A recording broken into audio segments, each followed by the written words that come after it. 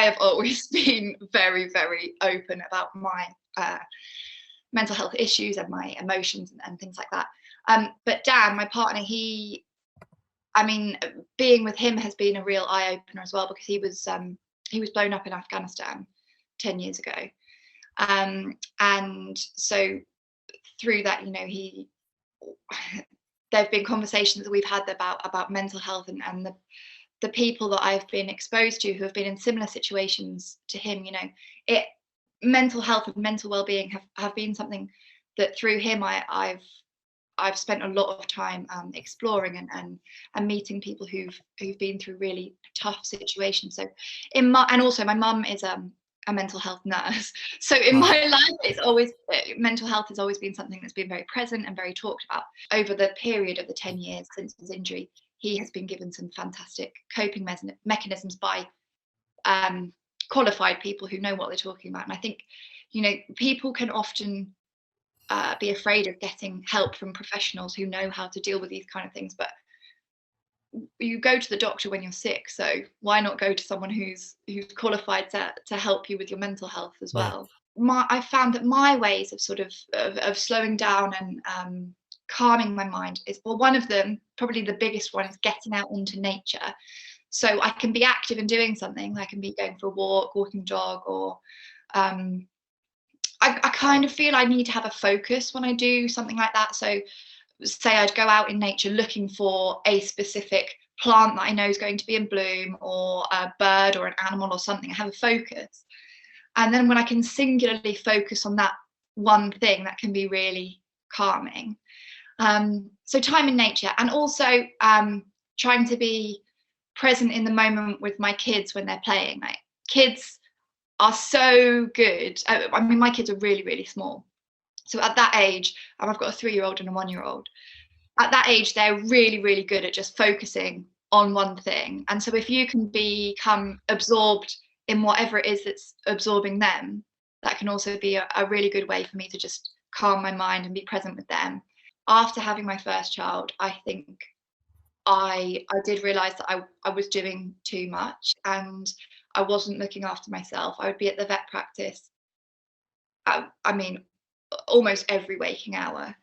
And then when I wasn't there, I was writing. I am a workaholic and I like to work, but there wasn't any time for me. And once I had a child, it didn't matter before, because it was just me to worry about, and it didn't matter if my well-being was suffering. But suddenly, once I had a child, my well-being affected somebody else, and so I did have to really reevaluate how much time I was spending working. And I expected to go back full-time to vetting, which I didn't. I went back part-time, and then eventually I haven't gone back to the vet practice during the pandemic. So I think, it has been a massive challenge. I've felt a lot of guilt, because I don't know if I'm making the right decisions. Nurseries are still open, but whether I should be sending the older one to nursery. On the one hand, there's my responsibility to society, whether I should be sending her when I could be keeping her home and writing while she's here. But my responsibility to her, like her social well, but she hasn't seen any kids for so long, and whether I'm holding her back by not sending her. And I just feel like that, we've never been in this situation before. Nobody knows. There aren't any right decisions to make, but there are plenty of decisions to be made. Guilt about my youngest. His life has just been in our house, really. He's never been in a swimming pool. Like, he hasn't met most of his family.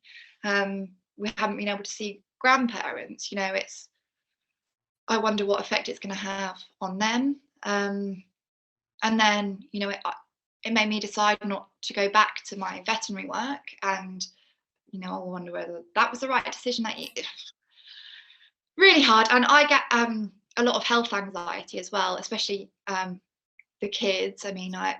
One thing that I really battled with when I had both children was postnatal anxiety, mainly around their health.